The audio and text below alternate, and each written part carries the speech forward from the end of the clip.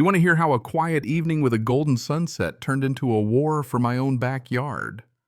Well, buckle up because you won't believe how deep the roots of this little fence drama go.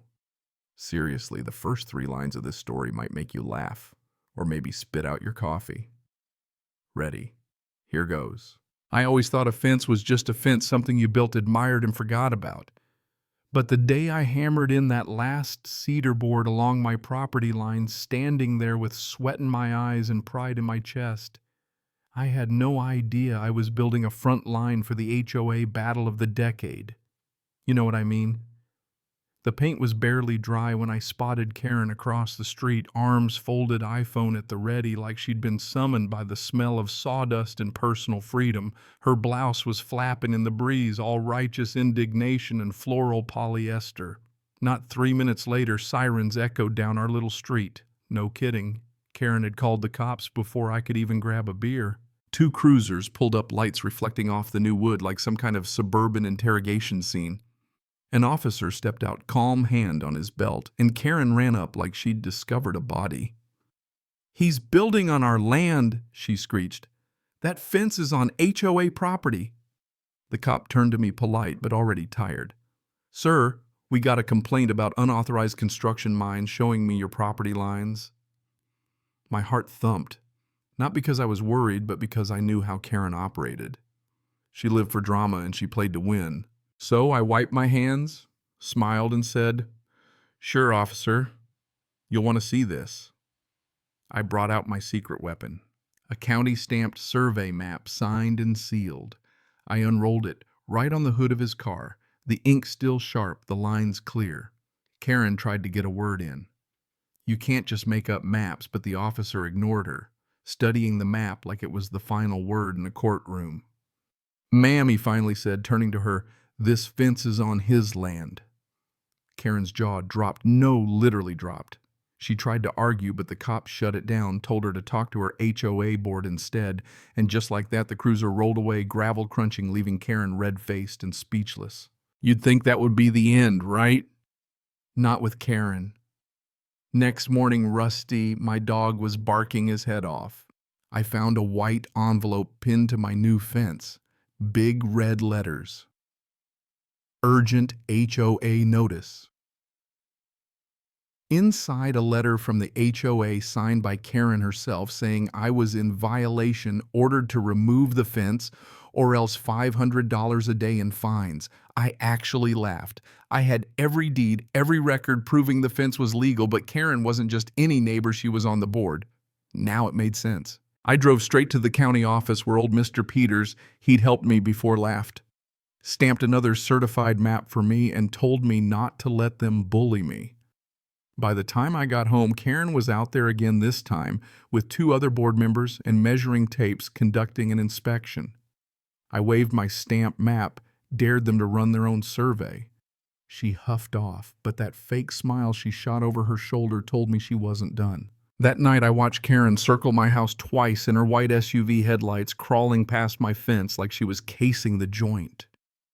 Next morning, boom, one section of the fence was smashed to pieces, tire tracks and mud everywhere. Rusty barked nose to the ground. I spotted small tracks, looked like the HOA's golf cart had made the rounds.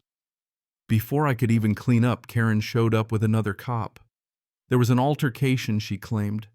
I pointed out the tire marks, the broken posts, the shiny little HOA tag left behind. The cop took photos, checked my paperwork, and for the second time in 2 days told Karen she was wasting everyone's time and maybe next time it'd count as harassment. You'd think she'd get the message. Nope. That night I heard voices near the lake. Karen and another board member whispering about moving the markers, making me wish I'd never built that thing. I recorded the whole thing, stayed hidden. Then in the morning found a new horror. A giant wooden sign hammered right at my driveway. Notice of community violation, illegal construction zone. All in bold red. Karen and her minions went public, embarrassing me in front of the whole street. That was it. I called Mr. Peters, who arrived in a county truck binder under his arm, and in front of everyone, neighbors peeking from mailboxes, Karen white as a sheet. He read the real boundary lines aloud. This isn't HOA land. This is private property." Karen went pale, then stormed off. For a minute, I felt peace. But that night, another envelope slid under my door, handwritten, "No signature." "You think you've won? You'll regret crossing me." That tight, ugly script. I knew it was Karen. Just as I was thinking it couldn't get any weirder. Mr. Thompson, my neighbor, messaged me. Karen and some HOA folks were meeting behind the clubhouse. I crept through the woods, hid by the lake, and there they were plotting to move the property markers, falsify survey records, and take my land quietly. I got it all on camera. I printed a screenshot and dropped it on Karen's porch. "I know what you're planning. Stop now before this goes public." The next morning, my mailbox was open. Inside, a photo of my fence snapped from behind the trees with a note. "You shouldn't have messed with me.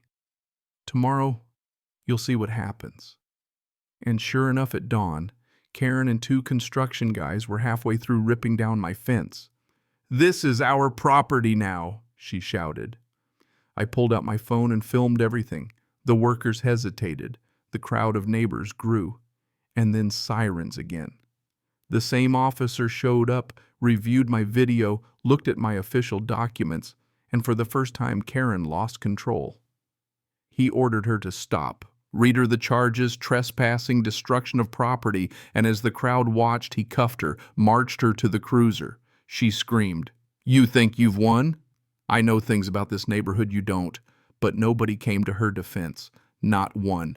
Cleaning up the wreckage, I found a rusted metal box buried beneath the old fence post inside, faded documents, photographs, and an ancient development agreement.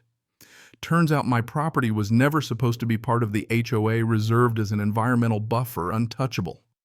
The whole HOA land claim was a fraud, and Karen, whose last name matched the original developers, had everything to lose if it came out. I took it all to the county, met with Mr. Peters, but suddenly the legal department showed up, boxed. The evidence said it was outdated. That was when I knew the cover-up went deeper than Karen. From that night on, things got weird. Cameras wiped mailboxes stuffed with threats. Strange cars parked out front, neighbors warning me to be careful. The county started altering my property records, flipping my land from private to pending annexation. Mr. Peters got suspended, came by late at night with a flash drive evidence time-stamped undeniable. He said, "Don't trust anyone from the county. Go public now." I uploaded everything, files, photos, proof, to the internet. The story exploded. Reporters, lawyers, angry ex-residents, everyone wanted in. The HOA collapsed, county offices got raided, and my land. The survey came back 100% mine. But you know what's funny? Even after the headlines faded, even after rebuilding the fence board by board, I got one last envelope. No return address, just an old photograph with a new red circle and 3 words, "Still something buried." So here I am, sitting on my porch, Rusty at my feet, watching the moonlight ripple on the lake, wondering what secrets are still hidden under these quiet streets, wondering if peace is ever real or just a break between battles. You ever build something thinking it'd keep the world out, only to find out the real fight was already inside your own backyard? Tell me, have you ever had to stand up for what's yours even when everyone says you should just give in? Drop a comment. Tell me your story. Because in places like this, fences don't just mark land, they tell you exactly where you stand.